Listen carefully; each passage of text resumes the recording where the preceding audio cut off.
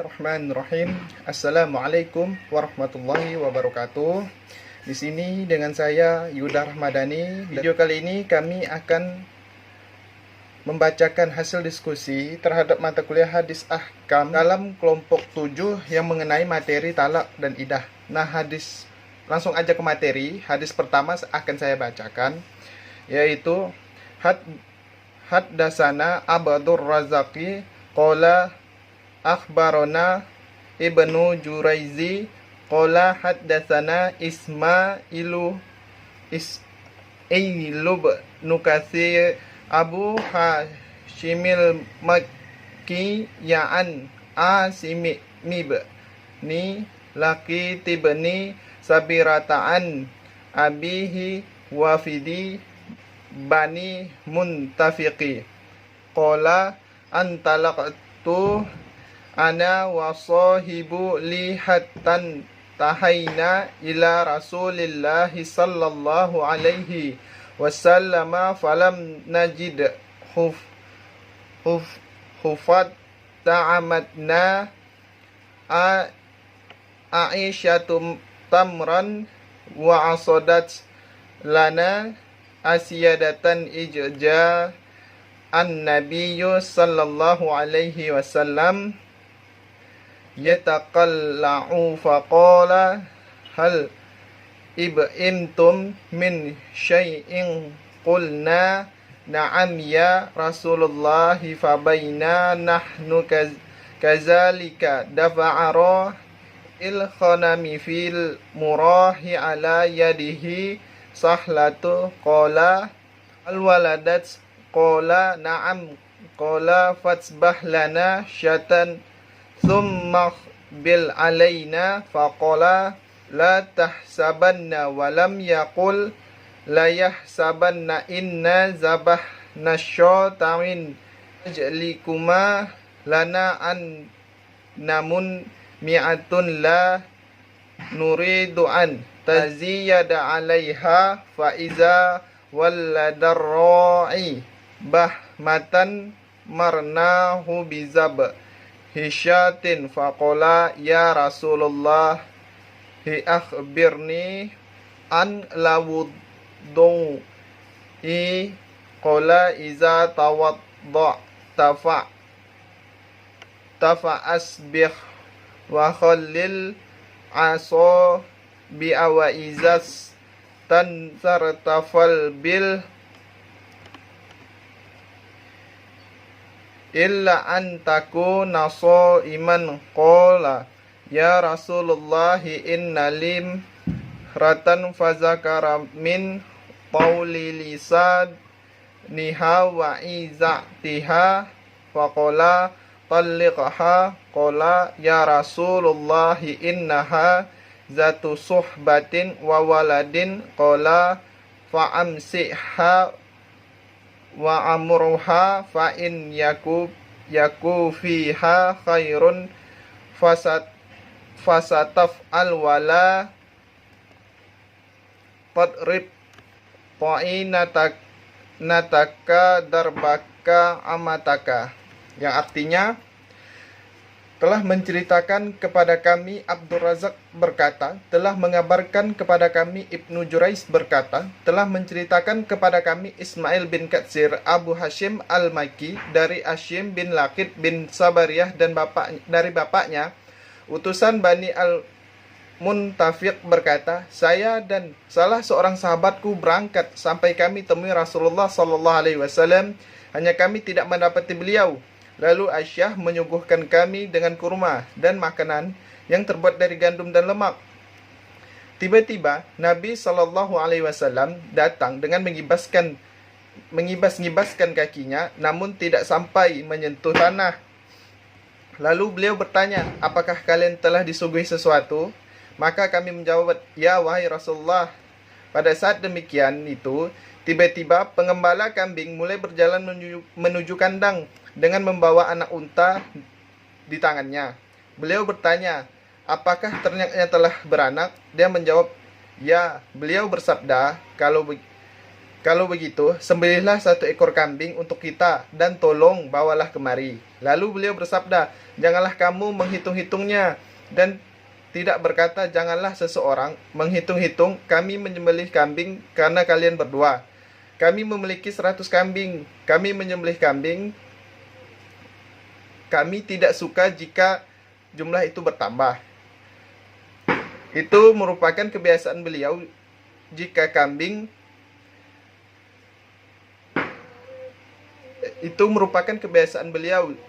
jika ada unta yang melahirkan anaknya, maka memerintah kami untuk menyembelih kambing. Lalu dia berkata, wahai Rasulullah, berilah kabar padaku tentang wudhu. Beliau bersabda, jika kalian melakukan wudhu, maka ratakanlah dan silangilah jari-jarinya. Jika kamu masukkan ke dalam hidungmu, maka penuhilah. Kecuali jika kau dalam keadaan puasa. Lakid bin Sabariyah berkata, wahai Rasulullah, saya memiliki istri. Lalu dia menyebut tentang panjang lidahnya dan gangguannya. Lalu beliau bersabda, ceraikanlah dia. Lakid bin Sabariyah berkata, wahai Rasulullah, tetapi dia sangat pandai bergaul dan sudah punya anak. Lalu beliau bersabda, tahanlah dia dan perintahkanlah dia. Jika dia menjadi baik, maka terimalah dan jangan kamu pukul istrimu sebagai kamu memukul budakmu. Ini merupakan hadis riwayat Ahmad nomor 15.789.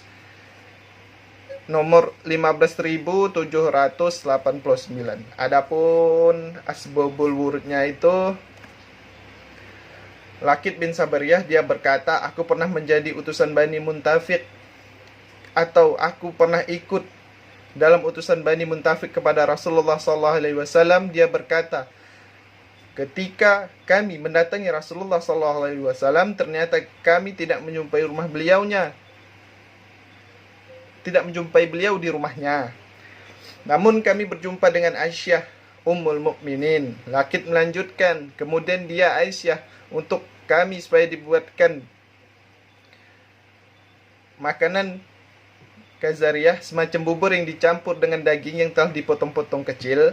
Setelah makanan itu dibuatkan untuk kami, maka dibawakan kepada kami 1 wadah berisi buah kurma. Kemudian Rasulullah SAW datang lalu bersabda, apakah kalian telah mendapatkan suatu makanan atau telah diperintahkan untuk dibuatkan suatu makanan untuk kalian? Dia Lakid berkata, kami menjawab, ya wahai Rasulullah. Lakid meneruskan, pada waktu kami sedang duduk bersama Rasulullah SAW, tiba-tiba pengembala kambing datang mengiringi kambing beliau SAW masuk ke kandangnya bersama seekor anak domba yang mengembik. Maka beliau SAW bersabda, apakah yang kamu asuh wahai fulan? Sang pengembala menjawab, seekor kambing telah melahirkan seekor anak. Beliau bersabda, sembelihlah seekor kambing sebagai gantinya. Kemudian beliau bersabda lagi, janganlah sesekali kamu menyangka bahwa kami menyembelih kambing ini karena kamu ada.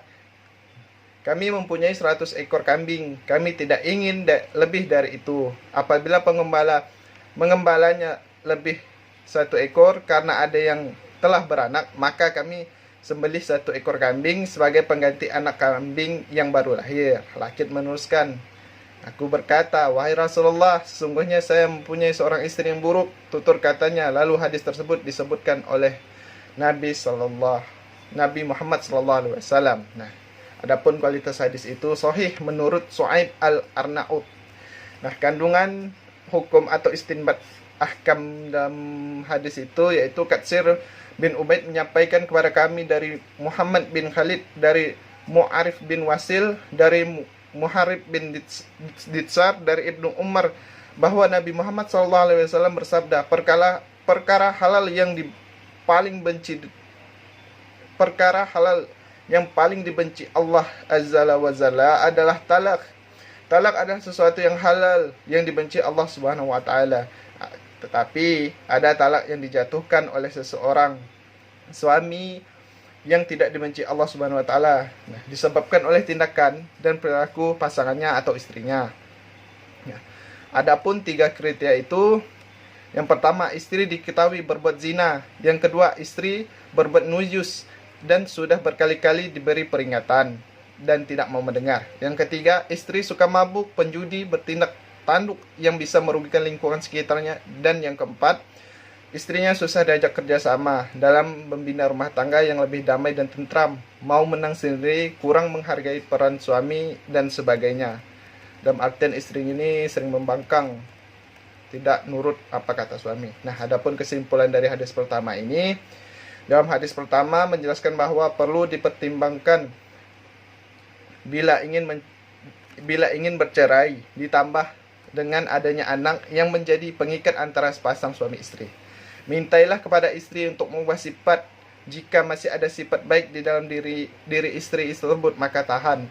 Jika pun tidak, maka jangan perlakukan ia layaknya budak yang semena-mena dipukul. Ceraikan dan lepaskan dengan baik. Jadi kalau ada istri yang membangkang, yang tidak nurut sama suami itu, ya kita tegur dulu.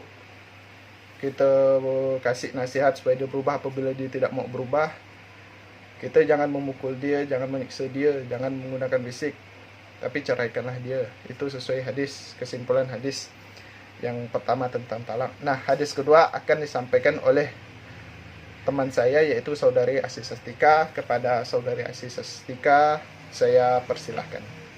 Assalamualaikum warahmatullahi wabarakatuh. Perkenalkan, nama saya Asih Sastika. Saya dari kelompok 7. Di sini saya akan melanjutkan pembahasan tentang hadis kedua, yaitu tentang hadis iddah. Bismillahirrahmanirrahim. Haddatsana Ismail bin Abdullah qala haddatsani Malik an Nafi' an Abdillah bin Umar radhiyallahu anhuma annahu talaqa imra'atu wa hiya haidun ala ahdi Rasulullah sallallahu alaihi wasallam. Fasa'ala Umar bin Khattab Rasulullah sallallahu alaihi wasallam an dzalika, faqala Rasulullah sallallahu alaihi wasallam murhu falyuraji'ha thumma liyumsikha hatta tadhuru thumma tahidhu thumma tadhuru thumma insya'a amsaka ba'da wa insya'a talaqa qabla an yamassa fatilkal iddata allati amarallahu an talaqa lahan nisa. Artinya, telah menceritakan kepada kami Ismail bin Abdullah, ia berkata, telah menceritakan kepadaku Malik bin Nafi dari Abdullah bin Umar radhiyallahu anhu bahwa pada masa Rasulullah Shallallahu alaihi wasallam ia pernah menceraikan istrinya dalam keadaan haid. Maka Umar bin Khattab menanyakan hal itu kepada Rasulullah. Maka Rasulullah SAW bersabda, perintahkanlah agar ia merujuknya, lalu menahannya hingga ia suci dan haid kembali kemudian suci. Maka pada saat itu bila ia mau, ia boleh menahannya, dan bila ia ingin, ia juga boleh menceraikannya. Itulah iddah yang diperintahkan oleh Allah untuk mentalak istri. Sumber hadis iddah ini hadis riwayat Bukhari nomor 4850 dalam kitab talak.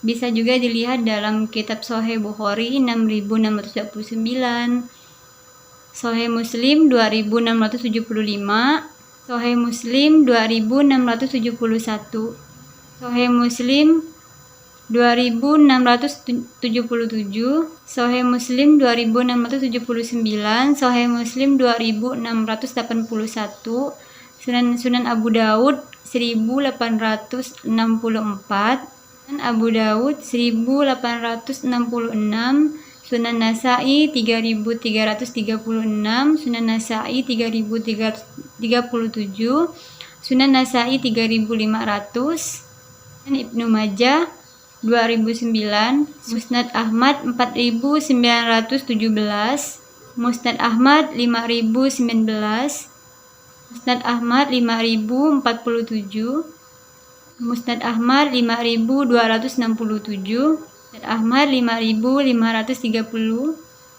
Muwatta Malik 1053, dan Musnad Darimi 126. Asbabul wurud dari hadis iddah tersebut bahwa Ibnu Umar radhiyallahu anhu telah menceraikan istrinya yang bernama Aminah binti Ghifar ketika sedang haid. Lalu ayahnya Umar bin Khattab menemui Nabi Shallallahu Alaihi Wasallam untuk mengabarkan kepada beliau dan meminta fatwa.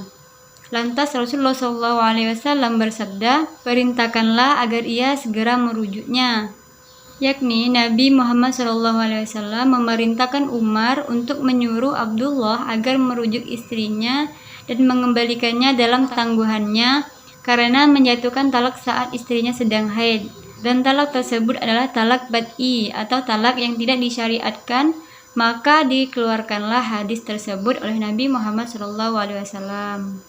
Jenis dan kualitas hadis tersebut, hadis ini digolongkan hadis sahih karena diriwayatkan oleh Imam Bukhari dan Imam Muslim dan lain-lain, yang mana semua hadis yang diriwayatkan oleh beliau semuanya sahih karena sudah ada dalam kitabnya yang bernama Sahih Bukhari dan Sahih Muslim. Istinbat dari hadis tersebut, hukum yang terkandung dalam hadis Ibnu Umar haram menjatuhkan talak masa istri sedang berhaid.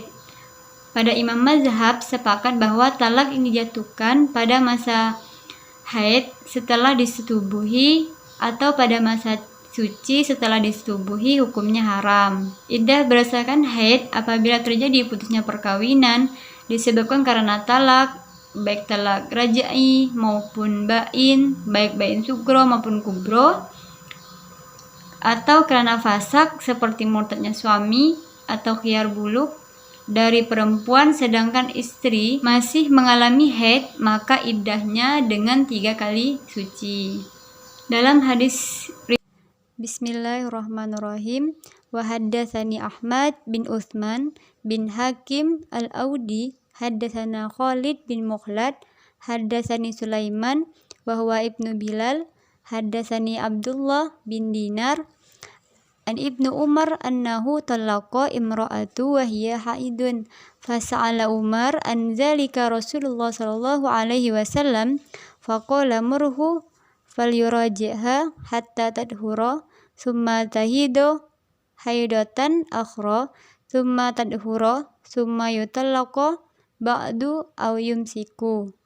Artinya, telah menceritakan kepadaku Ahmad bin Utsman bin Hakim al-Audi telah menceritakan kepada kami, Khalid bin Makhlad telah menceritakan kepadaku, Sulaiman yaitu Ibnu Bilad telah menceritakan kepadaku Abdullah bin Dinar dan Ibnu Umar bahwa dia pernah menceraikan istrinya yang sedang haid. Maka Umar menanyakan hal ini kepada Rasulullah SAW, lalu beliau bersabda, suruhlah dia merujuknya sampai istrinya suci, kemudian haid yang kedua kali, kemudian suci. Setelah itu dia boleh menceraikannya atau tetap bersamanya. Hadis riwayat Imam Muslim nomor hadis 2681. Selain itu, Syekh Wahab Az-Zuhaili di dalam kitab Al-Fiqh Al-Islami wa Adilatu telah menjelaskan tentang hal ini sebagaimana berikut, yang artinya jika seorang suami menjatuhkan talaknya saat istri dalam keadaan haid, nifas atau suci tetapi ia menyetubuhinya saat menalak, maka mayoritas ulama talaknya secara agama berhukum haram. Menurut ulama Hanafiyah makruh tahrim. Talak dalam kondisi tersebut disebut talak bad'i. Kesimpulan dari pembahasan di atas bahwa apabila suami menalak istrinya hendaklah dilakukan di waktu istri dalam keadaan suci dari haid dan belum dikumpuli lagi, atau istri dalam keadaan hamil. Suami dilarang menalak istrinya dalam keadaan haid. Namun apabila terjadi seorang suami menalak istrinya dalam keadaan haid, talak tersebut tetap sah, hanya saja tidak sesuai dengan tuntunan sebagaimana yang Allah perintahkan dalam Quran surah At-Talaq ayat 1. Mungkin hanya ini yang bisa saya sampaikan, kurang dan lebihnya mohon dimaafkan. Wallahu muwaffiq ila aqwamit thoriq. Wassalamualaikum warahmatullahi wabarakatuh.